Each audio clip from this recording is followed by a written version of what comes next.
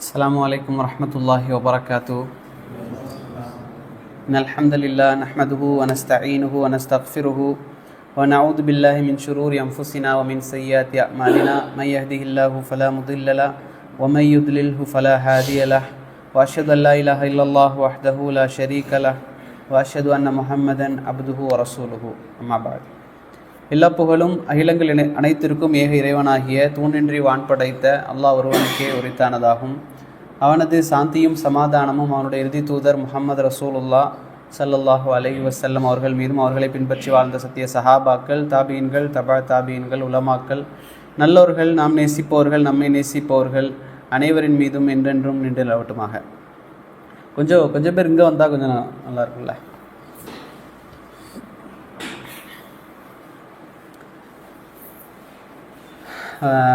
போன வாரங்களில் நாம் பார்த்தது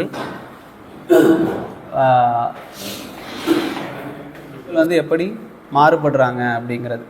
மற்ற சமூகத்தை விடவும் முஸ்லீம்கள் இஸ்லாத்தினுடைய அடிப்படைகளையும் அந்த மார்க்க விஷயங்களையும் அறிந்த ஒரு முஸ்லீம் மற்ற மக்களை விட எப்படியெல்லாம் மாறுபடுகிறான் அப்படிங்கிறத பார்த்தோம். அதில் ஒரு பகுதி, 2 பகுதியாக தான் அது ஒரு பகுதியில் முடிக்க முடியல. அதனால் இன்றைக்கி அதில் மற்றொரு பாதியை இன்ஷா அல்லாஹ் அதை நம்ம கவர் பண்ணிக்கலாம். இப்போ அந்த முதல் வகுப்புக்கு வந்தவங்களுக்கு தெரியும், முஸ்லீம் மற்றவர்கள் இந்த உலகத்தை பார்க்கக்கூடிய கோணமும் முஸ்லீம்கள் இந்த உலகத்தை பார்க்குற கோணமும் எப்படியெல்லாம் மாறுபடுது, அவர்கள் சந்திக்கக்கூடிய பிரச்சனைகளை எப்படி பார்க்குறாங்க அப்படிங்கிறது சம்மந்தமாக அதில் பார்த்தோம்.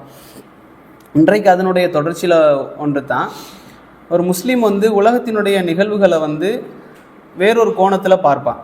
அதை நாம் சில நேரங்களில் நம்ம உணர்ந்திருக்க மாட்டோம்.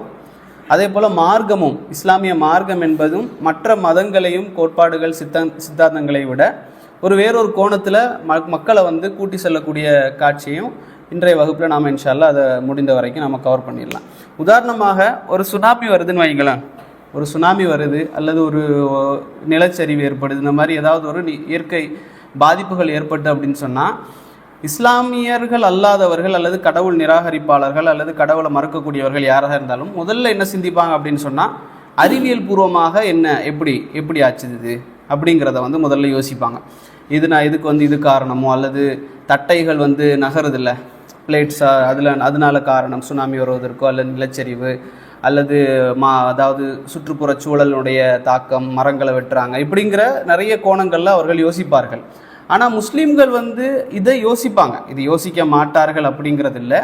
இதையும் தாண்டி முஸ்லீம்கள் எப்படி யோசிப்பாங்க அப்படின்னு சொன்னால், சரி எதற்காக இதெல்லாம் ஏற்படுது, இது ஏற்பட்டதுனால தான் இது நடந்துச்சு, சரி, ஆனால் எதற்காக இது ஏற்பட்டுச்சு அப்படிங்கிறத முஸ்லீம் யோசிப்பான். அவர்களை போல் இது அரசாங்கத்துக்கு குறை சொல்கிறது, அதாவது சில பேர் என்ன செய்வாங்கன்னா, இதுக்கு நிவாரணம் கிடைக்கல, இப்படியே திட்டிக்கிட்டே இருப்பாங்க, இப்படியே அவங்க வாழ்க்கை போகும். ஆனால் முஸ்லீமை பொறுத்த வரைக்கும் அப்படி இருக்கக்கூடாது. அவன் என்ன யோசிப்பான் அப்படின்னா, ஏன்னா இப்போ இன்றைய காலத்தை நீங்கள் பார்த்தீங்கன்னா இஸ்லாமியர்களுக்கு மேலே ஒரு குற்றச்சாட்டு, அதாவது நாத்திகர்களுடைய குற்றச்சாட்டு என்னென்னா, மற்ற மதங்களையும் மார்க்கத்தையும் போல தான் இஸ்லாம், அது ஒரு மூட நம்பிக்கை. எப்படி இவங்க அதில் ஒரு மூட நம்பிக்கை வச்சுருக்கிறாங்களோ, இவங்க இப்படி ஒரு கடவுள் இருக்கிறாரு, அவர் தான் எல்லாம் செய்கிறாரு அப்படிங்கிற ஒரு மூட நம்பிக்கையினால தான் இது போயிட்டுருக்கு இப்படின்னு சொல்லி ஒரு குற்றச்சாட்டு வைப்பாங்க. ஆனால் முஸ்லீம்கள் அப்படியா அப்படின்னு கேட்டால் இல்லை. முஸ்லீம்கள் பெருவெடுப்பு கோட்பாடாக இருந்தாலும் சரி, எந்த விஷயமாக இருந்தாலும் சரி, அதில் அறிவியல் பூர்வமாகவும் அவர்கள் யோசிப்பாங்க, அதை ஏற்றுக்கொள்வாங்க. பிக் பேங் தியரி கேள்விப்பட்டிருக்கீங்களா? பெருவெடிப்பு கோட்பாடு, உலகம், சூரியன், சந்திரன், இது எல்லாமே ஒரு புள்ளியாக இருந்துச்சு. அது வெடிப்பு ஏற்பட்டதில் உலகம் அப்படியே முழுசாக சிதறி, உலகம் தனியாக, அது தனியாக, இது தனியாக, சூரியன் தனியாக, இப்படியெல்லாம் ஆயிடுச்சு அப்படிங்கிறத முஸ்லீம்களையும் ஏற்றுக்கிறோம். இதெல்லாம் நடக்கவே இல்லை அப்படிங்கிறத சொல்லலை. ஆனால் முஸ்லீம்கள் எதுக்கு சொல்லுவாங்கன்னா, இந்த பெருவெடிப்பை ஏற்படுத்தியவன் யார், இதை நாங்கள் கொண்டு போய் என்ன செய்வோம், முஸ்லீம்கள் அதிகப்படியாக யோசிப்போம், வேறொரு கோணத்தில் பார்ப்போம். வெறுமனே அதோடு நிப்பாட்டிக்க மாட்டோம், இது இப்படி தான் நடந்துச்சு, சரி ஓகே. ஒரு வாதத்துக்காக, நாத்திகர்களுடைய வாதத்தில் ஒன்று தான் மனிதன் குரங்கிலிருந்து வந்தான் அப்படிங்கிறது. இஸ்லாமியர்கள் அதை ஏற்றுக்கொள்ள கூடாது. அல்லாஹ் ரப்புல் ஆலமீன் தான் மனிதர்களையும் படைத்தான், குரங்குகளையும் படைத்தான். குரங்குலேருந்து மனிதன் வந்தான் அப்படிங்கிறது போய். அப்போ இந்த ஒரு வாதத்துக்காக அந்த எவல்யூஷன் அப்படின்னு சொல்லக்கூடிய அந்த குரங்குலேருந்து தான் மனிதன் வந்தான் அப்படிங்கிறத ஏற்றுக்கிட்டாலும் சரி, எதுக்கு வந்தான், என்ன காரணம், அதை ஏற்படுத்தியது யார், இந்த குரங்கை படைச்சது யார், இப்படின்னு சொல்லி கடைசியாக ஒரு புள்ளிக்கு போய் நிற்குமே, அங்கே ஒரு முஸ்லீம் என்ன செய்வான், கேள்வி கேட்பான். இப்படி உலகத்தை ஒரு ஆன்மீக ரீதியாகவும் பார்க்கக்கூடிய ஒரு கோணம் என்பது முஸ்லீம்களுக்கு மத்தியில் இருக்குது. இதனால தான் முஸ்லீம்களுக்கு வந்து ஈமான் கொண்டவர்களுக்கு வந்து அல்லாஹ் வந்து வாக்களிக்கிறான் நிறைய விஷயத்த. இந்த வாக்கின் அடிப்படையில் தான் முஸ்லீம்கள் என்ன செய்கிறோம் அப்படின்னு சொன்னால், எந்த சோதனை வந்தாலும் நாங்கள் தாங்கி கொள்ளக்கூடிய ஒரு சக்தி நமக்கு இருக்குது. அதில் ஒன்று தான் குர்ஆனில் அல்லாஹ் ரப்புல் ஆலமீன் சொல்லக்கூடிய நேரத்தில், இன்னல்லாஹ் அஷ்தரா மினல் முஃமினீன அன்ஃபுஸஹும் வ அம்வாலஹும் பி அன்ன லஹுமுல் ஜன்னா அப்படின்னு சொல்கிறான். இதில் அல்லாஹ் என்ன சொல்கிறான் அப்படின்னா, முஸ்லீம்களுடைய ஈமான் கொண்டவர்களுடைய சொத்துக்களையும், அன்ஃபுஸக்கும் அம்வாலக்கும், உங்களுடைய உயிர்களையும் சொத்துக்களையும் அல்லாஹ் விலைக்கு வாங்கி கொண்டேன் அப்படின்னு சொல்கிறான். அல்லாவே சொல்கிறான், உங்களுடைய நல்லா கேளுங்க, நம்மளுடைய உயிரையும் சொத்தையும் அல்லாஹ் என்ன செஞ்சுட்டான், விலைக்கு வாங்கிட்டேன் அப்படின்னு சொல்கிறான். அல்லாஹ் இந்த சொத்தையும் உயிரையும் நான் விலைக்கு வாங்கிட்டேன், இதற்கு பரிசாக, இதுக்கு வந்து என்ன சொல்கிறதுனா விலையாக, இதுக்கு விலையாக நான் உங்களுக்கு என்ன தரப்போகிறேன் அப்படின்னு சொன்னால், பி அன்னலஹமுல் ஜன்னா, சொர்க்கத்தை நான் உங்களுக்கு தரப்போகிறேன் அப்படின்னு சொல்கிறான். இப்போ நீங்கள் நினச்சி பாருங்கள், நம்மளுடைய உயிர், நம்மளுடைய சொத்து, இது நமக்கு தந்தது யாருன்னா அல்லாஹ். இந்த அல்லாஹ் நம்மக்கிட்ட தந்துட்டு என்ன செஞ்சுட்டான், விலை கொடுத்து அவனே வாங்கிக்கிட்டான். இப்போது உதாரணமாக நம்மக்கிட்ட ஒரு கார் இருக்குதுன்னு வைங்களேன், அல்லது ஒரு நிலமோ அல்லது வீடோ ஏதோ ஒன்று, இதை நம்மளுடைய நண்பரோ யாரோ ஒருத்தர் நம்மக்கிட்ட தந்திருக்காரு, அதை விலை கொடுத்து அவரே வாங்கிக்கிட்டார். அவரே நம்மக்கிட்ட தந்துட்டு, இந்த விலையை வச்சுக்கோப்பா, இந்த விலையை நான் உனக்கு தருவேன், இப்போ தரப்போகிறதில்ல, இது எனக்கு தான் சொந்தம், வாங்கிட்டேன், உங்ககிட்ட வாங்கிக்கிட்டேன், நீ இதை வச்சுக்கோ அப்படின்னு சொல்லி தந்தா, அந்த மனிதன் எப்படி நடந்து கொள்வான் அந்த விஷயத்தோடு அப்படின்னு பார்த்தா, ஒரு கார் எடுத்துக்கோங்க. அந்த காருக்கு அவர் சொல்லுவார், இந்த காரில் இந்த கலரை மாற்று, அல்லது இந்த வீட்டுக்கு இந்த பெயிண்ட் அடி, இல்லை அந்த நிலத்தை வந்து நீ என்ன செய், பயிர் அது அந்த பயிரை வை, கரும்பு வை, அல்லது அரிசி வை, இப்படின்னு சொல்லி எதை சொன்னாலும் அதை நாம் என்ன செய்யணும்னு சொன்னால் செய்யணும். இது வந்து அந்த பொறுப்பு, சரிங்களா? அதே போல் அல்லாஹ் என்ன செஞ்சுருக்கிறான் அப்படின்னு சொன்னால், நம்மளுடைய உயிரையும் நம்மளுடைய சொத்துக்களையும் நம்மக்கிட்டேருந்து விலைக்கு ஆல்ரெடி வாங்கிட்டான். அதனால் இந்த உடலும் இந்த சொத்தும் யாருக்குரியது அப்படின்னு சொன்னால் அல்லாஹ்க்குரியது. அதனால் இதில் நிறைய விஷயம் கவனிக்க வேண்டியது இருக்குது. ஒன்று, அமானிதம். இது எங்களோட உயிர் இல்லை. நாங்கள் நினச்ச நேரத்தில் இந்த உயிரை எடுக்கிறதுக்கோ அல்லது என்ன செய்கிறதுக்கோ, உடலை வந்து நாசம் பண்ணுறதுக்கோ எங்களுக்கு உரிமை இல்லை. கெடுதலான இந்த சிகரெட் போன்ற ஆல்கஹால் போன்றவற்றை சாப்பிட்டு இதை நாசப்படுறதுக்கு எங்களுக்கு உரிமை இல்லை. ரெண்டாவது, இது அல்லாஹ் என்னவெல்லாம் சொல்கிறானோ அப்படித்தான் இந்த உடலும் உயிரும் இந்த சொத்தும் செய்யும். அதையும் நாங்கள் விளங்கி கொள்ளணும். இப்போ அல்லாஹ் இதையெல்லாம் சொன்னதற்கு பிறகு இன்னொரு விஷயத்தை நாம் கவனிக்கணும். இதில் ஒருத்தர் நம்மக்கிட்ட இருந்து அதாவது வாங்கிட்டார், ஒரு காரையோ அல்லது நிலத்தையோ வாங்கிட்டார்னு வைங்களேன், அதை பற்றி நாங்கள் கவலைப்படுவோமா? இது எங்களுக்குரியது இல்லையே, இது என்ன ஆனால் எங்களுக்கு என்னன்னு ஒரு திருப்தி இருக்குமே, நிம்மதி. அதே நிம்மதியோடு தான் முஸ்லீம்கள் என்ன செய்வாங்க, இந்த உலகத்தில் வாழ்வாங்க. இந்த உயிரும் சொத்தும் எங்களுக்கு உள்ளது இல்லையே, எங்களுக்கு சொந்தமானது எதுவுமே இல்லை, அது எல்லாமே அல்லாஹ்க்குரியது. ஒன்று அல்லாஹ் நினச்சா அதை பாதுகாப்பான், அல்லது அவன் ஏதாவது செய்ய நினச்சாலும் அதை செஞ்சு விட்டு போயிடுவான். அதை பராமரித்து அவன் சொல்கிறது மாதிரி அதை வச்சுக்கிறது மட்டும்தான் எங்கள் கடமை என்ற ஒரு நோக்கத்தில், ஒரு கோணத்தில் ஒரு முஸ்லீம் பார்க்கக்கூடிய நேரத்தில் இந்த உலகத்தில் எந்த விதமான சோதனைகளோ அல்லது என்ன நடந்து விட்டாலும் சரி, ஒரு முஸ்லீம் என்ன செய்ய மாட்டான் அப்படின்னு சொன்னால், கவலைப்பட மாட்டான். என்ன நடந்தாலும் சரி, எப்படி மாட்டிக்கிட்டாலும் சரி, அல்லாஹ் சொல்லக்கூடிய நேரத்தில் ஒமை எத்தக்கில்லாஹு எஜால்லஹு மஹ்ரஜா, கடைசி வகுப்புலேயே நம்ம சொன்னோம். அல்லாஹ் என்ன செய்கிறான், யார் அல்லாஹ்வின் மீது எத்தக்கில்லா தக்குவாவாக இருக்கிறார்களோ அவர்களுக்கு அல்லாஹ் என்ன செய்வான், மஹ்ரஜுகளை திறந்து விடுவான், எக்ஸிட்டுகளை திறந்து விட்டுக்கிட்டே இருப்பான். நீங்கள் கவலைப்பட வேண்டிய, மாட்டிக்கொள்ள வேண்டிய அவசியம் இல்லை. அதே போல் இன்னொரு வசனத்தில் அல்லாஹ் சொல்லக்கூடிய நேரத்தில் வயர்சுகு ஹைசு மா லா யஹ்தசிப், அதாவது நீங்கள் அறியாத புறத்திலிருந்து உங்களுக்கு அவன் ரிசுக்கு கொண்டு வந்து சேர்ப்பான். நீங்கள் தக்குவாவோடு இருந்தீங்க அப்படின்னு சொன்னால் அல்லாஹ் என்ன செய்வான்னா, நீங்கள் கவலைப்பட வேண்டிய அவசியமே இல்லை, நீங்கள் அறியாத புறத்திலிருந்து உங்களுக்கு ரிசுக்குகளை கொண்டு வந்து அவன் சேர்ப்பான். ரிசுக்குன்னு சொன்னால் வெறுமனே சொத்து அல்ல, அது உணவு அல்லது ஆரோக்கியம், எல்லாமே ரிசுக்கு தான். எதுவெல்லாம் நல்லதாக இருக்கிறதோ அது எல்லாமே ரிசுக்கு. அப்போ இதையெல்லாம் அல்லாஹ் அறியாத புறத்திலிருந்து உங்களுக்கு கொண்டு வந்து சேர்த்து விடுவான் என்று அல்லாஹ் சொல்லியதற்கு பிறகு ஒரு முஃமின் எந்த விதத்திலும் இந்த உலகத்தில் கவலைப்படவே மாட்டான், அது உலக நோக்கத்தில் அவன் பார்க்கவே மாட்டான். இதை நாங்கள் என்ன செய்யணும், விளங்கி கொள்ளணும். இதில் ஒரு சம்பவம் தான் நாங்கள் கடைசி வகுப்பில் சொன்னோம். ஜாபிர் இப்னு அப்துல்லா ரதியல்லாஹு அவருடைய வாப்பா அப்துல்லா வந்து என்ன செய்கிறாரு, மரணிக்கக்கூடிய நேரத்தில் பையனை கூப்பிட்டு சொல்கிறாரு, இந்த மாதிரி நான் உஹதுடைய போர்க்களத்துக்கு போக போகிறேன், நான் மௌத்தாகிடுவேன் அப்படிங்கிறத நான் வந்து நினைக்கிறேன். உனக்கு 9 சகோதரிகள் இருக்கிறா, மொத்தம் 9 ப்ளஸ் இவர் ஒருத்தர் 10 பேர் குழந்தைங்க, 9 பெண் குழந்தைங்க இருக்கிறாங்க. இந்த 9 பெண் குழந்தைகளையும் நீ நல்ல முறையில் நடந்துக்கோ. அதே போல் உனக்கு ஒரு ஈச்சம் தோட்டம் தான் இருக்குது, என்னுடைய கடன்களை எல்லாம் நீ பூர்த்தி செய்யின்னு சொல்லி அவர் மௌத்தாயிட்டார். மௌத்தானதற்கு பிறகு ஜாபிர் ரதியல்லாஹு அவர்கள் ரசூல்லா வீட்டுக்கு போகிறாங்க. வீட்டில் போய் கதவை தட்டுறாங்க. ரசூல்லா கேட்குறாங்க, மண் யாருன்னு கேட்குறாங்க. அப்போ இவர் சொல்கிறாரு, அன அப்படின்றார்.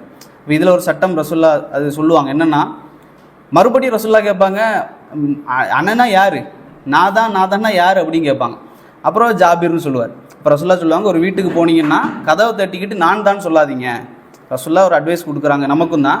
ஒரு வீட்டுக்கு போயிட்டு நான் தான் சொல்லக்கூடாது, நம்ம வீடாக இருந்தாலும் சரி.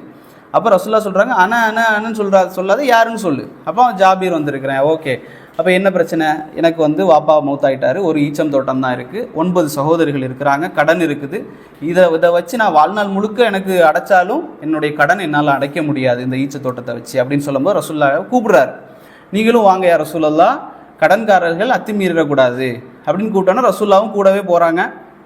கூட போயிட்டு ரசூல் ஸல்லல்லாஹு அவர்கள் அங்கே உட்காந்து துவா செய்கிறாங்க. அந்த பேரித்த குவியல்கள் அங்கே இருக்குது. அதில் ரசூல்லா சொல்கிறாங்க, உட்காந்துக்கிட்டு துவா செஞ்சுக்கிட்டு எடுங்க அப்படின்றாங்க, ஜாபீரே எடுங்க, எடுத்து கொடுங்க அப்படின்னு. யாரெல்லாம் கடனாளிகள் இருக்கிறாங்களோ எல்லாரையும் கூப்பிடுங்க, கொடுத்துக்கிட்டே இருங்க அப்படின்றார். அப்போ அவர் கொடுக்குறாரு. எல்லா கடனாளிகளுக்கும் அந்த கடனுடைய அளவு தீரக்கூடிய அளவுக்கு அவர் பேரித்தம்பழங்களை கொடுத்துக்கிட்டே இருந்தார். அதற்கு பிறகு பார்க்குறாரு, எந்த அளவுக்கு பேரித்தம்பழம் இருந்துச்சோ அது அப்படியே இருக்குது, அந்த அளவு குறையாமல். அப்போ இது என்ன அப்படின்னு சொன்னால், அல்லாஹ் கொடுக்கக்கூடிய ஒரு ரிசுக், அல்லாஹ்வின் மீது தவக்குல் வைக்கக்கூடிய நேரத்தில் அல்லாஹ் கொடுக்கக்கூடிய ஒரு பெரிய ஒரு ரிசுக்கு தான் இது. இதை வந்து இஸ்லாம் அல்லாதவர்கள், இறை நம்பிக்கையாளர்கள் அல்லாதவர்களால் இதை வந்து புரிந்து கொள்ளவே முடியாது. எந்த கோணத்தில் பார்த்தாலும் அவர்களால் புரிந்து கொள்ள முடியாது. முஸ்லீம்களுடைய கோணம் என்பது வேறு மாதிரி இருக்கும். அப்படிங்கிறத தான் இந்த சம்பவம் நமக்கு எடுத்துக்காட்டுது. அப்போது எந்த கஷ்டம் வந்தாலும் அதை பொறுத்து கொள்ளக்கூடிய ஒரு மனநிலை முஸ்லீம்கள்கிட்ட இருக்கும். ரெண்டாவது, பொறுத்தலையும் தாண்டி திருப்தி அப்படிங்கிற நிலை முஸ்லீம்களுக்கு இருக்குது. அது என்ன அப்படின்னு சொன்னால், 3 நிலை இருக்குது, சரிங்களா?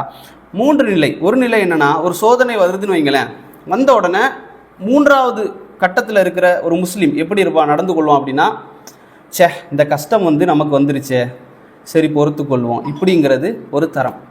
2வது தரம் எப்படின்னு சொன்னால், அல்லாஹ் எனக்கு கஷ்டத்தை தந்திருக்கிறான், சரி பொறுத்து கொள்கிறேன், இப்படிங்கிறது ஒரு தரம்.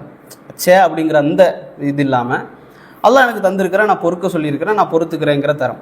இதில் முதல் தரம் தான் என்ன அப்படின்னு சொன்னால், நபிமார்களுடைய தரம். அது எப்படின்னா, சோதனை வந்த உடனே என்ன செய்வாங்கன்னா, அல்ஹம்துலில்லாஹ், ஏதோ ஒன்றுக்கு தான் வந்திருக்குது இது.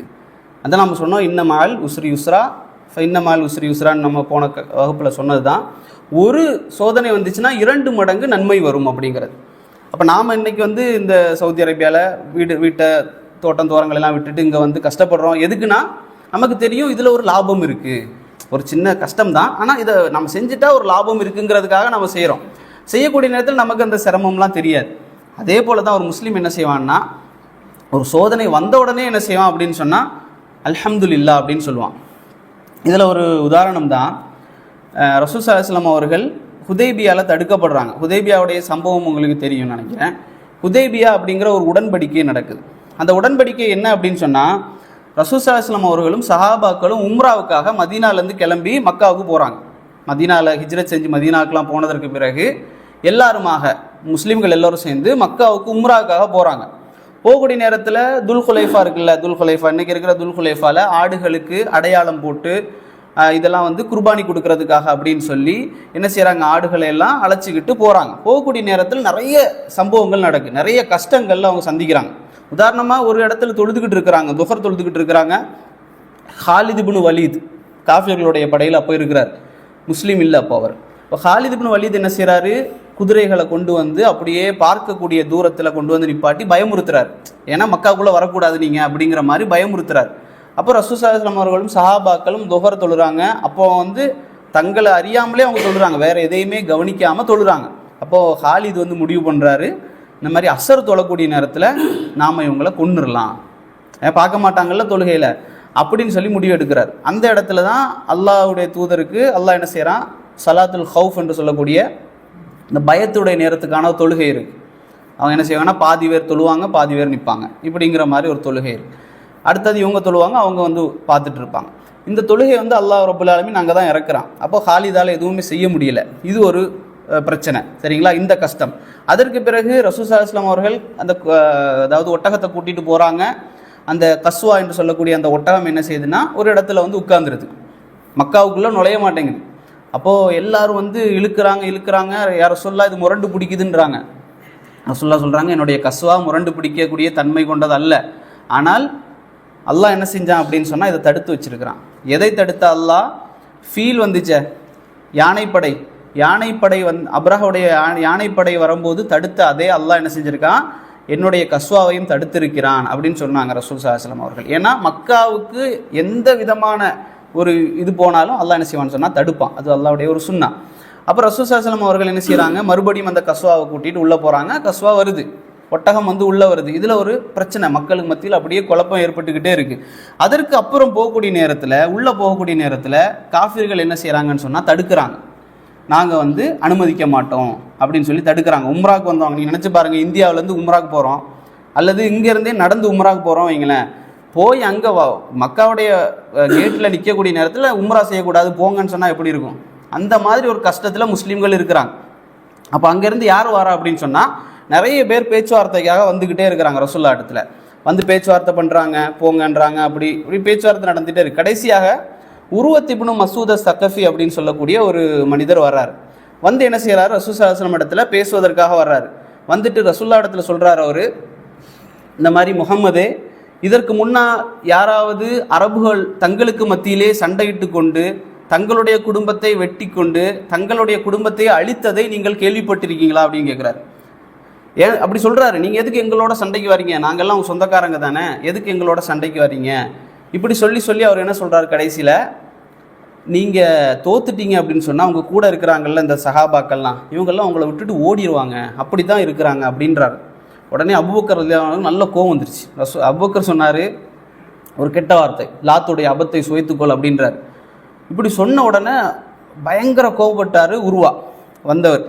அப்போ உருவா சொல்கிறார், இது யாருன்னு கேட்குறாரு. முகத்தை சுற்றிட்டு இருக்கிறாங்க எல்லாரும், முகத்தை மூடிட்டு.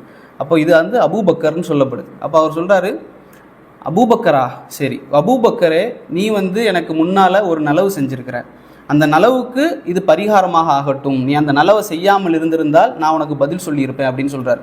அதற்கு பிறகு இவர் வந்து ரசூலுல்லாஹ்வுடைய தாடியை பிடிச்சி பேசுகிறார்.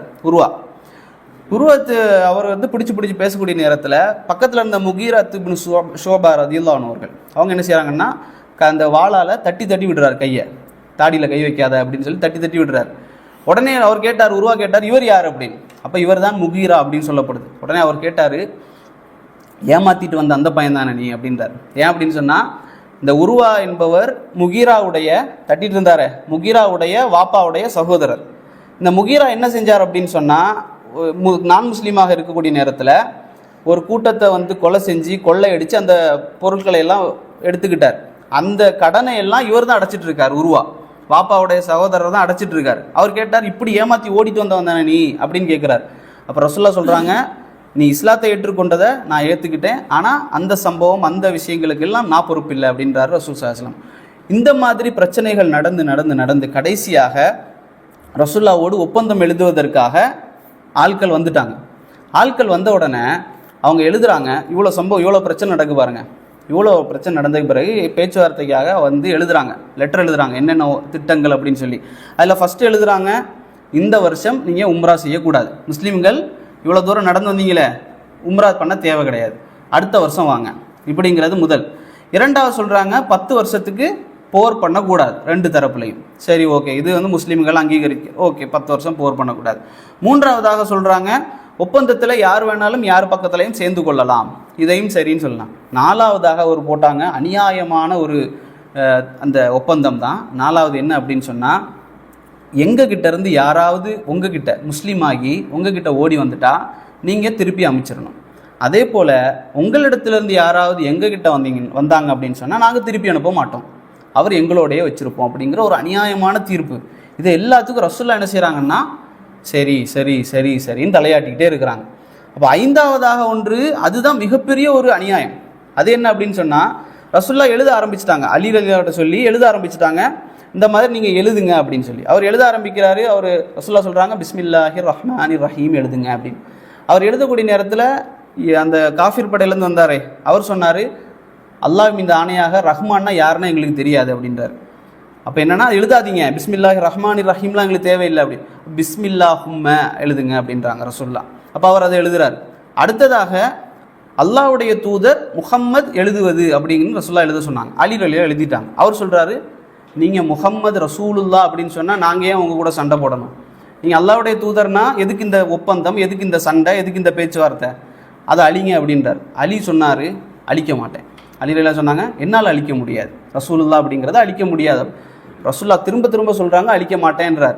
இப்போ ரசூலுல்லாஹ்வே என்ன செய்கிறாங்கன்னா அதை அழிச்சிக்கிட்டு முஹம்மது இப்னு அப்துல்லான்னு எழுதுறாங்க ரசூல் ஸல்லல்லாஹு அலைஹி வஸல்லம். இவ்வளவு அநியாயம் நடந்ததுக்கு பிறகு அந்த ஒப்பந்தத்தை எழுதிக்கிட்டே இருக்கிறாங்க.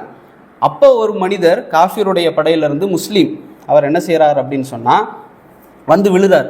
அபூ ஜந்தல் ரதியல்லாஹு அன்ஹு அவர்கள் கையில் சங்கிலியோட அங்கே கெட்டப்பட்டிருந்தவர் தப்பிச்சு வந்து முஸ்லீம்களுக்கு மத்தியில் விழுறாரு. ரசூலுல்லாஹ் இருக்கிறாங்க, சஹாபாக்கள் இருக்கிறாங்க, எல்லாரும் இருக்கிறாங்க, விழுறார். உடனே இந்த காஃபிர் படையிலிருந்து வந்த அவர் சொன்னார், இங்கிருந்து ஆரம்பிங்க ரசூலுல்லாஹ் அப்படின்னு. முஹம்மதே இங்கிருந்து ஆரம்பிங்க, இங்கேருந்து வந்தார்ல எங்ககிட்ட இருந்து, இவரை எங்கள்கிட்ட திருப்பி அனுப்புங்க அப்படின்றார். ரசூலுல்லாஹ் வந்து திரும்ப திரும்ப திரும்ப திரும்ப கேட்குறாங்க, இவரை வந்து விட்டுருங்க, நாங்கள் தான் எழுதி முடிக்கலையே, ஒப்பந்தத்தை எழுதி முடிக்கலையே, விட்டுருங்க அப்படின்றாரு. அவர் வந்து சொல்கிறாரு, இந்த எழுதினதை நீங்கள் விட்டுட்டீங்கன்னா இதுக்கு மேலே ஒப்பந்தமே செய்ய மாட்டேன் அப்படின்றார். அப்போ ரசூலுல்லாஹ் சொல்கிறாங்க, அழைச்சிட்டு போங்க. நினச்சி பாருங்கள், நபி அதே போல் நபி தோழர்கள், முஸ்லீம்களுக்காக நபி தோழர்களுக்கு மத்தியில் தோழர்களுக்காக உயிரை விடக்கூடிய அந்த தோழர்களுக்கு மத்தியில் ஒரு மனிதர் வந்து விழுறாரு முஸ்லீமாக, அவரை வந்து திருப்பி அழைச்சிட்டு போங்க அப்படின்னு சொன்ன உடனே இந்த காஃபிர் என்ன செய்கிறார் அப்படின்னு சொன்னால் அபூ ஜந்தலுடைய கன்னத்தில் அறையிறார். கன்னத்தில் அரைஞ்சி கழுத்தை பிடிச்சி இழுத்துட்டு போகிறார். அப்போ அவர் வந்து கதறாரு, என்ன யார் ரசூலுல்லாஹ் என்னை வந்து காப்பாற்றுங்க காப்பாற்றுங்க, என்னை வந்து இழுத்துட்டு போகிறாங்க. நினச்சி பாருங்க, காஃபிருடைய படையில் இருக்கிற வரைக்குமாவது கொஞ்சமாவது சித்திரவதை இல்லாமல் இருக்கும், இங்கே வரைக்கும் தப்பித்து வந்ததற்கு பிறகு அழைச்சிட்டு போனால் என்ன செய்வாங்க? அப்போ ரசூல் ஸல்லல்லாஹு அலைஹி வஸல்லம் அவர்கள் அதையும் ஒத்துக்கிட்டு திருப்பி அழைச்சிட்டு போயிட்டாங்க. இப்போ நினச்சி பாருங்கள், இந்த சம்பவத்தில் இதெல்லாம் பார்த்துட்டு இருந்த உமர் ரலியல்லாஹு கேட்குறாங்க ரசூலுல்லாஹ் இடத்துல, யா ரசூலுல்லாஹ் நாங்கள் சத்தியத்திலும் அவர்கள் அசத்தியத்திலும் இருப்பது உண்மையான்னு கேட்குறாங்க. ரசூலுல்லாஹ் சொல்கிறாங்க, நாம் உண்மைதான். அடுத்தது கேட்குறாங்க, நாங்கள் மரணித்தால் சோனத்திலும் அவர்கள் மரணித்தால் நரகத்திலும் இருப்பது உண்மைதானா அப்படின்னு கேட்குறாங்க. நாம் உண்மைதான். நீங்கள் எங்ககிட்ட வாக்கு கொடுக்கலையா, நாங்கள் தவாஃப் செய்வோம் அப்படின்னு சொல்லி எங்களுக்கு வாக்கு தந்தீங்களே, அதை ஏன் நிறைவேற்றலைன்னு கேட்குறாங்க உமர் ரலியல்லாஹு. ரசூலுல்லாஹ் சொல்கிறாங்க, வாக்கு தந்தேன், தவாஃப் செய்வோம் என்று வாக்கு தந்தேன், ஆனால் இந்த வருடத்தில்னு சொன்னான்னு கேட்குறாங்க. அப்போ அவர் சொல்கிறாரு, இல்லை, உமர் சொல்கிறாரு, இல்லை, நீங்கள் இன்ஷா அல்லாஹ் நீங்கள் தவாஃப் செய்வீங்கன்னு ரசூலுல்லாஹ் சொல்கிறாங்க. அதற்கு பிறகு அல்லாஹ் வசனத்தை இறக்குறான், இன்னா ஃபதஹ்னா லக ஃபதஹம் முபீனா. இந்த சம்பவம் நடந்து முடிஞ்ச உடனே அல்லாஹ் வசனம் இறக்குறான், நபியே உங்களுக்கு வெற்றியை தந்தோம். எப்படிப்பட்ட வெற்றி தெரியுமா? முபீனா, அதாவது தெளிவான வெற்றியை தந்தோம் அப்படின்னு சொல்கிறான். இதை சொன்ன உடனே உமர் ரலியல்லாஹு கேட்டாங்க ரசூலுல்லாஹ் இடத்துல, யார் ரசூலுல்லாஹ் இது வெற்றியான்னு கேட்டாங்க. இது வெற்றியா அப்படின்னு கேட்டாங்க. யாருக்குமே புரியலை, அவ்வளோ குழப்பம். அப்போ இதில் தான் நாம் கவனிக்க வேண்டியது ஒரு முஸ்லீமுடைய ஆன்மீக பார்வை. ஒரு ஆன்மீக பார்வை எப்படி இருக்குன்னு சொன்னால், என்ன விஷயம் நடந்தாலும் ஏதோ ஒரு நலவு இருக்குது அப்படின்னு சொல்லி. அப்போ ரசூலுல்லாஹ் சொன்னாங்க, இதுதான் வெற்றின்னு சொன்னாங்க. அல்லாஹ் சொல்லிட்டானா இதுதான் வெற்றி அப்படின்னு சொன்ன உடனே உமர் ரலியல்லாஹு சாந்தம் அடைஞ்சாங்க. அதற்கு பிறகு உமர் ரலியல்லாஹு இப்படி பேசினதுக்காக வருத்தப்பட்டாங்க. இது ஒரு சம்பவம். ஆனால் இந்த சம்பவத்திற்கு பிறகு இந்த ஒப்பந்தத்தினால்தான் என்ன செஞ்சது? முஸ்லீம்களுக்கு மக்கா வெற்றி ஏற்பட்டது. இந்த ஒப்பந்தத்தை ஹுதைபியாவுடைய உடன்படிக்கையை கொண்டு தான் மக்காவே வெற்றி கொள்ளப்பட்டது. அந்த உடன்படிக்கை அவங்க மீறினாங்க, அதற்கு பிறகு முஸ்லீம்கள் மக்காவை கைப்பற்றினாங்க. இது மிகப்பெரிய ஒரு வெற்றிக்கான ஒரு சோதனையாக அது இருந்தது அப்படிங்கிறத நாங்கள் விளங்கணும். அப்போது அதே போல் நமக்கு தெரியும் சூரா புரூஜ், அப்படி அதில் வரக்கூடிய வசமாய் தாத்துல் புரூஜ், அதில் ஒரு வசனம் வரும், குத்தில அஸ்ஹாபுல் உஹ்தூத். நம்ம படித்தோம், ஒரு பையன் இருந்தான், அந்த பையன் வந்து சிங்கம் வந்து குறுக்கிட்டுச்சு, சூனியக்காரங்கிட்ட போனான். அதுக்கு பிறகு அந்த ஊரையே வந்து தீல போட்டு அவங்க அந்த மன்னன் கொல்லக்கூடிய நேரத்தில் அந்த குழந்தையெல்லாம் பேசின சம்பவங்களை நமக்கு தெரியும். இப்போ இந்த ஊர் மக்கள், அந்த காலகட்டத்தில் வாழ்ந்த மக்களோ அதற்கு பின் வந்த சமூகமோ முஸ்லீம் சமூகமோ எவ்வளோ வேதனைப்பட்டிருப்பாங்க, எவ்வளோ கோவப்பட்டிருப்பாங்க. ஆனால் அதே அளவுக்கு கோபமும் வேதனையும் நமக்கு இருக்குதானா? இருக்காது. அவர்களுக்கு இருந்த அந்த வேதனையும் கோபம் நமக்கு இருக்காது. ஆனால் அல்லாஹ் என்ன செய்வான் அப்படின்னு சொன்னால், அந்த கோபத்தையும் அந்த வேதனையும் அல்லாஹ் அப்படியே வச்சுருப்பான் அந்த தரத்திலேயே. நமக்கு தான் நாள் போக போக ஒருத்தர் மேலே கோவப்பட்டிருந்தா ஒரு வருஷத்துக்கு அப்புறம் அந்த கோபம் குறையும். ஆனால் அந்த காஃபிர்கள் செய்யக்கூடிய அநியாயத்திற்கு அல்லாஹ் என்ன செய்வான் அப்படின்னு சொன்னால், அந்த வேதனையும் அந்த கஷ்டத்தையும் அந்த உள்ளத்தில் அவங்க எப்படி வச்சுருந்தாங்களோ அதே கட்டத்தில் அல்லாஹ் வச்சு மறுமை நாளில் தீர்ப்பளிப்பான். இந்த தீர்ப்பு நாளுக்காக ஒரு முஃமின் காத்திருக்கக்கூடிய நேரத்தில் அவனுடைய வாழ்க்கை வந்து ஒரு விதமான நிம்மதியான ஒரு நிலையில் இருந்து கொண்டே இருக்கும். ஒரு முஸ்லீம் என்ன செய்வான் அப்படின்னு சொன்னால், உதவி தேடுவான் அல்லாஹ்விடத்தில். எதை கொண்டு? பொறுமையை கொண்டும் தொழுகையை கொண்டும். அல்லாஹ் சொல்லக்கூடிய நேரத்தில் யா அய்யுஹல்லதீன ஆமனு இஸ்தஈனு பிஸ்ஸப்ரி வஸ்ஸலா, தொழுகையை கொண்டும் பொறுமையை கொண்டும் அவர்கள் உதவி தேடுவார்கள் அப்படின்னு சொல்லி அல்லாஹ் சொல்லி காட்டுறான். இது ஒரு முஸ்லீமுடைய மிகப்பெரிய ஒரு வித்தியாசமான கோணம். அதாவது மக்கள் வேறு விதமாக அதாவது பார்க்கக்கூடிய நேரத்தில் முஸ்லீம்கள் என்ன செய்வாங்க அப்படின்னு சொன்னால், எந்த பிரச்சனை வந்தாலும் எந்த விதமான தேவை ஏற்பட்டாலும் தொழுகையை கொண்டும் பொறுமையை கொண்டும் உதவி தேடிக்கொண்டே இருப்பார்கள். இது ஒரு மிகப்பெரிய ஒரு அற்புதம் என்பதை நாங்கள் விளங்கி கொள்ள வேண்டும். அதே போல் தொழுகையை எடுத்துக்கொண்டால் கூட என்ன அப்படின்னு சொன்னால், மற்ற மார்க்கங்களை போல அல்ல. முஸ்லீம்கள் தொழுகைக்காக செல்லக்கூடிய நேரத்தில் ஒரு குப்பை அள்ளக்கூடியவர்னு நம்ம சொல்கிறது அவர் தாழ்த்தப்பட்டவருங்கிறதுக்காக இல்லை. ஆனால் மற்ற மதங்களையோ எல்லாவற்றையும் எடுத்து பாருங்கள், அப்படி இருக்க வாய்ப்பில்லை. முஸ்லீம்கள் அசால்ட்டாக குப்பை அள்ளக்கூடியவர் இமாமாக நின்று தொலை வைத்தாலும் பின்னால் நின்று ஒரு அரசர் தொழுவார். யாராக இருந்தாலும் சரி, அதாவது வீட்டில் வேலை செய்யக்கூடியவராக இருந்தாலும் சரி, முதிர் என்ன செய்வார், பின்னால் வரக்கூடியதை நேர்ந்தா அப்படின்னு சொன்னால் அவர் பின்னால் நின்று தொழுவார். நேருக்கு நேராக சமமாக காலோடு கால் ஒட்டி கைகளோடு தோளோடு தோள் சேர்த்து நின்று தொழக்கூடிய ஒரே சமூகமாக யார் இருக்கிறாங்க அப்படின்னு சொன்னால் முஸ்லீம்கள் இருக்கிறாங்க. கோணம் என்ன? பார்க்கக்கூடிய கோணம் மற்றவர்களைப் போல பைசா அதிகமாக கொடுத்தா அவங்களுக்கு முன் சஃப் லைனில் போகாமலே தரிசனம் பண்ணலாம். ஆனால் முஸ்லீம்களுக்கு ஒரு காலும் பண்ண முடியாது. பைசா பள்ளிவாசலுக்கு நான் தான் நிறைய டொனேஷன் கொடுத்தேன் அப்படிங்கிறதுக்காக முதல் சஃப்பில் கொண்டு வந்து நிப்பாட்டிடுவோமா?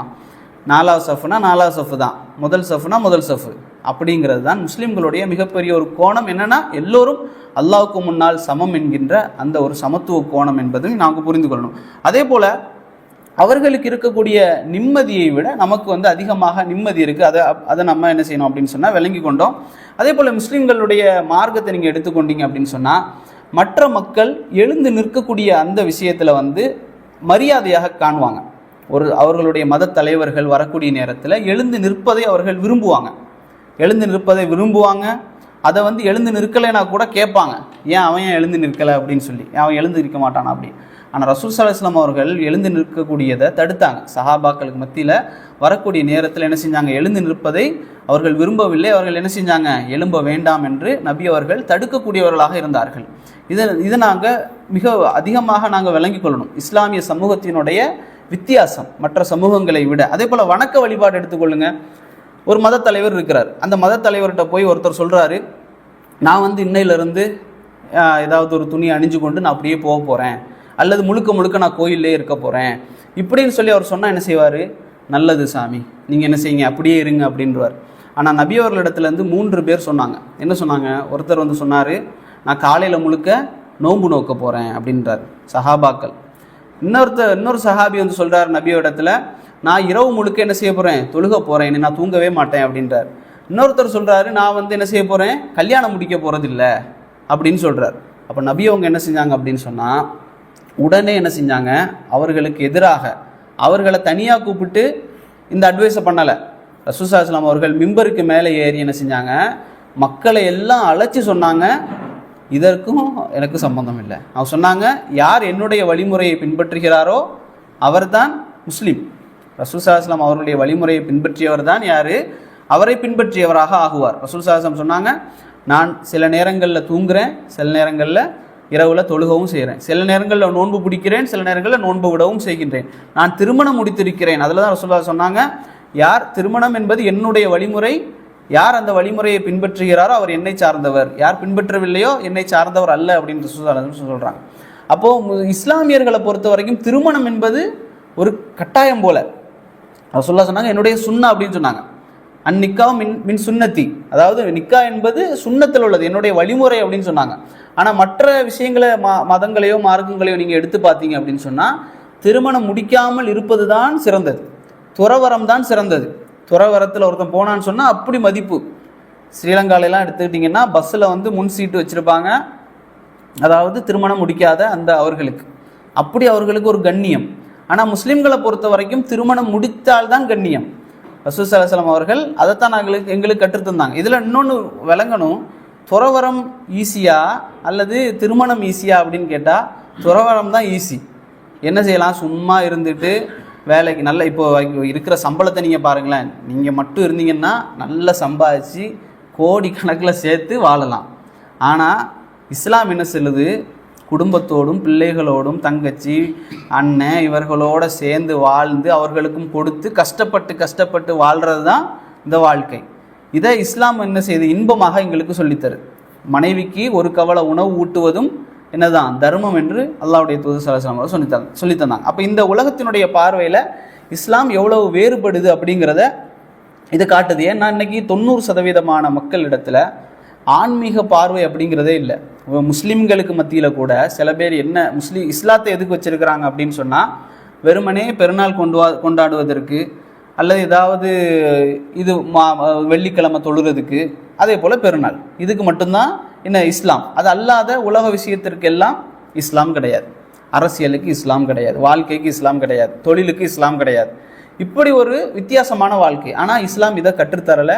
இஸ்லாம் என்ன செய்யும் அப்படின்னு சொன்னால், உலகத்தோடு எதுவெல்லாம் சம்பந்தப்பட்டு இருக்கிறதோ அது எல்லாவற்றையும் இஸ்லாம் பேசும். மற்ற மார்க்கங்களும் சித்தாந்தங்களும் பேசாத அளவுக்கு இஸ்லாம் பேசும். அதே போல் மற்ற விஷயங்களை எடுத்துக்கொண்டீங்க அப்படி சொன்னால், மார்க்கத்தை வச்சு சம்பாதிக்கலாம். மார்க்கம் என்பதை வைத்து நல்ல சம்பாதிக்கலாம்.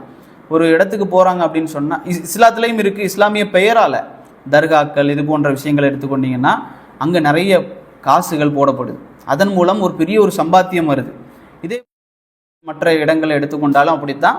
என்ன செய்கிறாங்க அப்படின்னு சொன்னால், உண்டியல் அப்படிங்கிறது இது யாருக்கு போடுறாங்க? கடவுளுக்கு போடுவதாக போடுவாங்க. கடவுளுக்கு போய் சேர்வது கிடையாது. ஆனால் என்னைக்காவது நாங்கள் மக்காவுக்கு போகிறோம், உலகத்தினுடைய புனித பள்ளி மக்கா மதீனா, இந்த பள்ளிக்கு போய் அங்கே உண்டியலில் நம்ம என்னைக்காவது காசு போட்டிருக்கோமா? நமக்கு தேவையானதை போய் வாங்கிட்டு வருவோமே தவிர அங்கே போய் காசு பணத்தை போட்டு இது பண்ணக்கூடிய எந்த விஷயமும் இல்லை. அதனால் இந்த மார்க்கத்தை பொறுத்த வரைக்கும் பைசாவை வாங்குறதுக்கு இந்த மார்க்கத்தில் எதுவுமே இல்லை. நாங்கள் என்ன செய்கிறோம் அப்படின்னா ஜக்காத்தை கொடுப்போம். ஜக்காத் எதற்கு கொடுக்கப்படுது அப்படின்னு சொன்னால், இஸ்லாமிய அரசாங்கத்துக்கு கொடுக்கப்படும். நாங்கள் ஒரு தொகைக்கு மேலாக சம்பாதிக்கக்கூடிய நேரத்தில் அது ஒரு வருடத்தை கடந்துருச்சு அப்படின்னு சொன்னால் அதில் ஒரு பகுதியை எடுத்து யாருக்கு கொடுப்போம்? ஏழைகளுக்கு கொடுப்போம். ஏழைகளுக்கு பிரித்து கொடுப்பதற்கு தான் ஜக்காத்தை தவிர மற்ற விதத்திலிருந்து காசை எங்ககிட்ட இருந்து எடுப்பதற்கு இந்த மார்க்கத்தில் எந்த விதமான அனுமதியும் கிடையாது. நீங்கள் கூட பார்க்கலாம், உஸ்மான் ரலியல்லாஹு அன்ஹு அவர்கள் இந்த மார்க்கத்துக்காக நிறைய சதக்கா செஞ்சாங்க போருடைய காலகட்டத்தில். அதே போல் உமர் ரலியல்லாஹு அன்ஹு செலவு செஞ்சாங்க. அப்துர் ரஹ்மான் இப்னு அவுஃப் ரலியல்லாஹு அன்ஹு அவர்கள் சதக்கா செஞ்சாங்க. அதே போல் சாத் இப்னு அபி வக்காஸ் ரலியல்லாஹு அன்ஹு அவர்கள் இவங்க மரணிக்கக்கூடிய நேரத்தில், ஹஜ்ஜத்துல் விதால மரணிக்கக்கூடிய நேரத்தில் சாத் இப்னு அபி வக்காஸ் ரசூலுல்லாஹ் இடத்துல சொல்கிறாரு, யா ரசூலுல்லாஹ், எனக்கு நிறைய சொத்துகள் இருக்குது, எனக்கு ஒரே ஒரு பெண் குழந்தை தான் இருக்குது, எனக்கிட்ட நிறைய சொத்துகள் இருக்குது, இதில் 3/2 பங்கை நான் இஸ்லாத்துக்காக நான் தாரேன் அப்படின்றார். இஸ்லாத்துக்காக 3/2 பங்கை நான் தாரேன் அப்படின்றார். நபி அவங்க சொன்னாங்க, இல்லை குறைச்சிக்கோங்க அப்படின்றார். எந்த மத தலைவராவது இதை சொல்லுவாரா? இவ்வளவு காசு நான் தாரேன்னு சொன்னால் எந்த மத தலைவராவது வேணான்னு சொல்லுவாரா? ரசூலுல்லாஹ் சொன்னாங்க, இல்லை குறைச்சிக்கோங்க அப்படின்றார். அவர் சொல்கிறாரு, இல்லை அது ஓகே, அப்போ பாதி தாரேன், அதாவது 1.5, 3/1.5 தாரேன் அப்படின்னு. ரசூலுல்லாஹ் சொல்கிறாங்க, இல்லை அதுலேயும் குறைங்க அப்படின்றார். அவர் சொன்னார், 3ல் ஒரு பகுதி தாரேன் அப்படின்றார். அப்போ ரசூலுல்லாஹி ஸல்லல்லாஹு அலைஹி வஸல்லம் அவர்கள் ஏற்றுக்கிறாங்க, சரி ஓகே. ஆனால் நபி அவங்க சொல்கிறாங்க, 3/1 கூட அதிகம்தான் அப்படின்றாங்க ரசூலுல்லாஹ். அதுக்கு பிறகு நபி அவங்க சொன்ன அந்த வார்த்தை தான் என்ன அப்படின்னா, உங்களுடைய குழந்தைகளை கையேந்தக்கூடிய ஏழைகளாக விட்டு செல்வதை விட செல்வந்தர்களாக விட்டு செல்வது சிறந்ததுன்னு சொன்னாங்க ரசூலுல்லாஹி ஸல்லல்லாஹு அலைஹி வஸல்லம். இந்த மாதிரி ஒரு கோணத்தில் எந்த ஒரு மத தலைவராக சிந்திப்பாரா? உலகத்தில் இருக்கக்கூடிய எந்த மத தலைவரோ அல்லது எந்த யூனிவர்சிட்டியோ அல்லது இன்ஸ்டியூட்டோ எதுவாக இருந்தாலும் சரி, இஸ்லாம் சொல்லித்தந்த மார்க்க அடிப்படையில் சிந்திப்பது கிடையாது, மக்களை வழி நடத்துவதும் கிடையாது அப்படிங்கிறத நாங்கள் விளங்கணும். அதே போல் 14வது ஹிஜ்ரியில் நமக்கு தெரியும், ரசூல் ஸல்லல்லாஹு அலைஹி வஸல்லம் அவர்கள் அதாவது மதீனாவுக்கு வர்றாங்க. மதீனாவுக்கு வரக்கூடிய நேரத்தில் மதீனாவில் பள்ளிவாசல் இல்லை, இடம் இல்லை, எதுவுமே இல்லை. குபாவில் தங்குறாங்க. முதல்ல குபாவில் தான் தங்குறாங்க நபி அவங்க. மதீனாவுக்கு வரக்கூடிய நேரத்தில் குபாவில் தங்கி, குபாவில் தான் முதல் பள்ளிவாசல் கட்டப்படுது, குபா பள்ளிவாசல். குபாவுக்கு பிறகு 4 நாள் குபாவில் தங்குறாங்க. திங்கள், செவ்வாய், புதன், வியாழன் தங்குறாங்க குபாவில். 4 நாள் தங்கிட்டு வெள்ளிக்கிழமை காலையில் மதீனாவுக்கு போகிறாங்க. மதீனாவுக்கு போய் அங்கே அந்த ஒட்டகம் அமரக்கூடிய இடத்துல தான் சஹல் சுஹைல் அப்படிங்கிறவங்களுடைய இடம் அது, அதில் உட்காருது. உடனே நபி அவர்களை எல்லாருமே கூப்பிடுறாங்க, எங்கள் வீட்டுக்கு வாங்க, எங்கள் வீட்டுக்கு வாங்க, எங்கள் வீட்டில் தங்குங்க அப்படின்னு சொல்லி நபி அவர்களை கூப்பிடுறாங்க மதீனாவில் தங்குறதுக்காக. கூப்பிடக்கூடிய நேரத்தில் ரசூல் ஸல்லல்லாஹு அலைஹி வஸல்லம் சொல்கிறாங்க, இந்த கஸ்வா எங்கே உட்காருதோ அங்கே தான் என்னுடைய தங்குமிடம்ன்றாங்க. அப்போ அங்கே அந்த தங்கிடுச்சு. அந்த இடம் யாருக்கு சொந்தமானது அப்படின்னு சொன்னால், நபி அவர்களுடைய மாமா முறையில் வரக்கூடிய பனு நஜ்ஜார், மாமா முறையில் வரும். மாமாவுடைய குடும்பம் எல்லாம், நபியவருடைய மாமா குடும்பம் எல்லாம் மதீனாவில். பனு நஜ்ஜார் அப்படிங்கிற ஒரு குலத்தாருடைய அந்த இடம் தான் அது, நபியவருடைய மாமனார். சரிங்களா? அப்போ ரசூல் ஸல்லல்லாஹு அலைஹி வஸல்லம் அவர்கள் அந்த இடத்த அடைகிறாங்கன்னு வைங்களேன். நபி அவர்கள் எல்லோரும் யார்? அகதிகள். ரசூல் ஸல்லல்லாஹு அலைஹி வஸல்லம் அவர்கள் காபாவிலிருந்து மக்காவில் வாழ்ந்தவர், சஹாபாக்களோட எல்லாரும் ஹிஜ்ரத் பண்ணி வந்துட்டாங்க. ஹிஜ்ரத்னா என்னென்னா வீடு சொத்து எல்லாத்தையும் விட்டுக்கிட்டு எதுவுமே இல்லாமல் மதீனாவுக்கு வந்துட்டாங்கன்னு வைங்களேன்.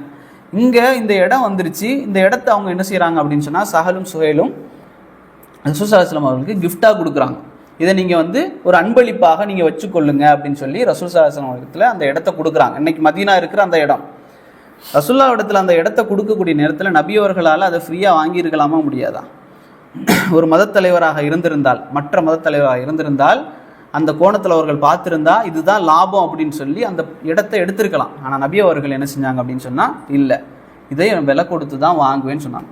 அதற்கு பிறகு அதற்கு பொறுப்பாளராக ஒருத்தர் விலை கொடுத்து தான் என்ன செய்யப்பட்டது, அந்த இடம் வாங்கப்பட்டது. இன்றைக்கு இருக்கக்கூடிய மஸ்ஜிது நபவி. சரிங்களா? அப்போ இந்த ஒரு சம்பவத்தை நாங்கள் பார்க்கக்கூடிய நேரத்தில் இஸ்லாமினுடைய கோணம் என்பது நமக்கு விளங்கும். அதே போல் நபியினுடைய சொத்து, ரசூலுல்லாஹ்வுடைய சொத்து என்பது அவருடைய குடும்பத்தாருக்கு போகாது. மரணத்திற்கு பிறகு ரசூல் ஸல்லல்லாஹு அலைஹி வஸல்லம் அவர்கள் எவ்வளோ சொத்து வச்சிருந்தாலும் சரி, அதுக்கு பிறகு அவர்களுக்கு போகாது, சொத்து போகாது. ஆனால் அவர்களிலிருந்து என்னெல்லாம் தேவையோ அவர்களுக்கு தேவையானது அவர்களுக்கு எடுத்து கொடுக்கப்படும். அபூபக்கர் ரசூலுல்லாஹ்வுக்கு பிறகு அபூபக்கர் ஹிலாஃபத்தில் வந்ததற்கு பிறகு ஃபாத்திமா ரதியல்லாஹு என்ன செய்கிறாங்க அப்படின்னு சொன்னால் சொத்தை கேட்குறாங்க. பாப்பாவுடைய சொத்தை கேட்குறாங்க, உரிமையாக கேட்குறாங்க. அப்போ அபூபக்கர் என்ன செய்கிறாரு, தரமாட்டேன் அப்படின்றார். ஏன் அப்படின்னு சொன்னால் நபியுடைய சொத்து குடும்பத்தாருக்கு கிடையாது அப்படிங்கிறதுக்காக அவங்க கொடுக்கல. அதற்கு பிறகு ஒரு 6 மாதம் பேசாமல் இருந்தாங்க அபூபக்கர் ரலியல்லாஹு அவர்களும் ஃபாத்திமா ரதி. அதுக்கு பிறகு பேசினாங்க மௌத்தாகிறதுக்கு முன்னால். ஃபாத்திமா ரதி ரசூலுல்லாஹ் இப்போ இறந்ததோடனே மௌத்தாகிட்டாங்க கொஞ்ச நாள்லையே. அப்போது இந்த காரணம் என்ன அப்படின்னு சொன்னால் நபி அவர்களுடைய சொத்து அவர்களுடைய குடும்பத்துக்கு கிடையாது. இது ஒரு இஸ்லாத்தினுடைய மிகப்பெரிய ஒரு வித்தியாசமான தன்மை. சரிங்களா? அதே போல் ஜக்காத்து நம்ம பார்த்தோம், திருமணம் பார்த்தோம். இதே போல் இஸ்லாமியர்களுடைய கண்ணோட்டமாக இருந்தாலும் சரி, கோணமாக இருந்தாலும் சரி, இஸ்லாத்தினுடைய கோணமாக இருந்தாலும் சரி, மற்ற மார்க்கங்களை விட வித்தியாசமானது. உலகத்தை பார்க்கக்கூடிய கோணம் என்பது வித்தியாசமானது என்பதை நாங்கள் என்ன செஞ்சு கொள்ளலாம் அப்படின்னு சொன்னால் புரிஞ்சு கொள்ளலாம். இன்ஷா அல்லாஹ். இதில் ஏதாவது சந்தேகம் இருந்தால் கேளுங்க. டைம் எவ்வளோ இருக்கு? நீ 20? சரி, ஓகே. எதை கேட்டோமோ அதை பின்பற்றக்கூடிய மக்களாக அல்லாஹ் சுப்ஹானஹு வ தஆலா நம்ம அனைவரையும் ஆக்கில்வானாக. ஹதா மா இந்தி வல் இல்மு இந்தல்லாஹ் வ குல்லு கௌலி ஹதா அஸ்தக்ஃபிருல்லாஹி வ லக்கும். அஸ்ஸலாமு அலைக்கும்.